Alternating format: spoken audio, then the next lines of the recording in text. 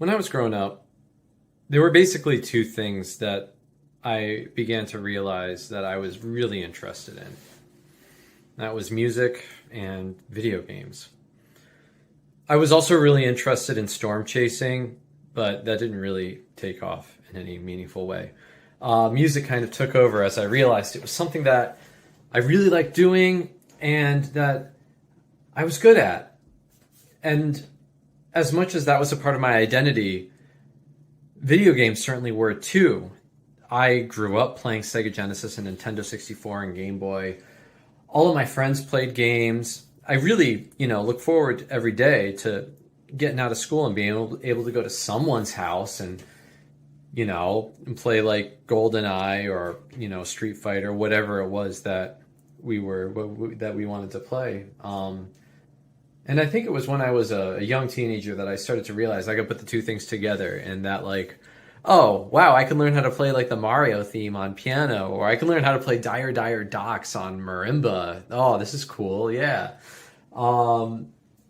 And I began searching the internet back in the day. Of course, this is like pre-Google. What was it? Yahoo search or something? Alta Vista, whatever. I was looking for other people that were doing video game music things too, and I found websites like vgmtogether.com where people were uploading MIDIs. I think it's still active actually. But eventually, I stumbled upon a website called Overclocked Remix. And it was a place that people were creating arrangements of video game music, the remixes, I guess, as you could call it, of video game music, and uploading them. And I thought that was the coolest thing. And so I lurked around that community as a high schooler for a long time and probably posted a lot of questionable things, as most teenagers do.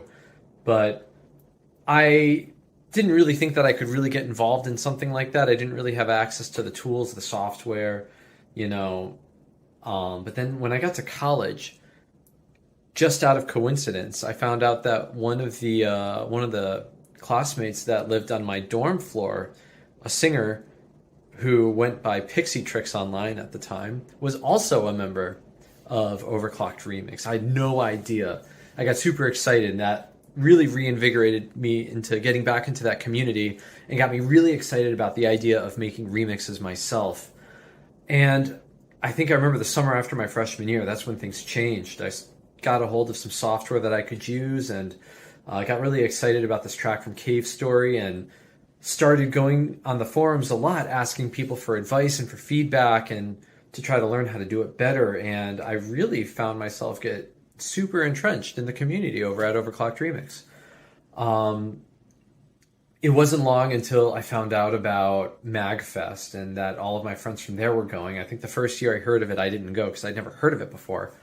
But I saw the pictures of them hanging out. I was like, wow, I can't believe my friends on the internet all got to hang out. I wish I could do that too. And the next year, saved up my money and like found a way to take like 5 different buses and stuff to travel down to Virginia so that I could go too.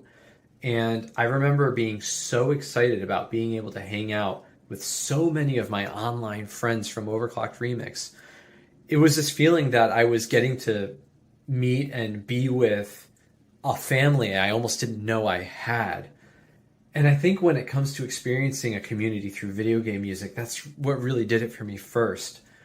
The community over at Overclocked Remix is where I felt like I fit in, and is one of the things that really drove me to continue pursuing video game music at the time as a hobby and now as part of my career. Since then, I've branched out and been a part of many other communities, and heck, in some ways even started some of my own. But I don't know where I would be in the world of video game music had I not stumbled upon Overclocked Remix as a teenager so many years ago. And that, I would say, as far as being a part of this VGM world that we're in, is my backstory.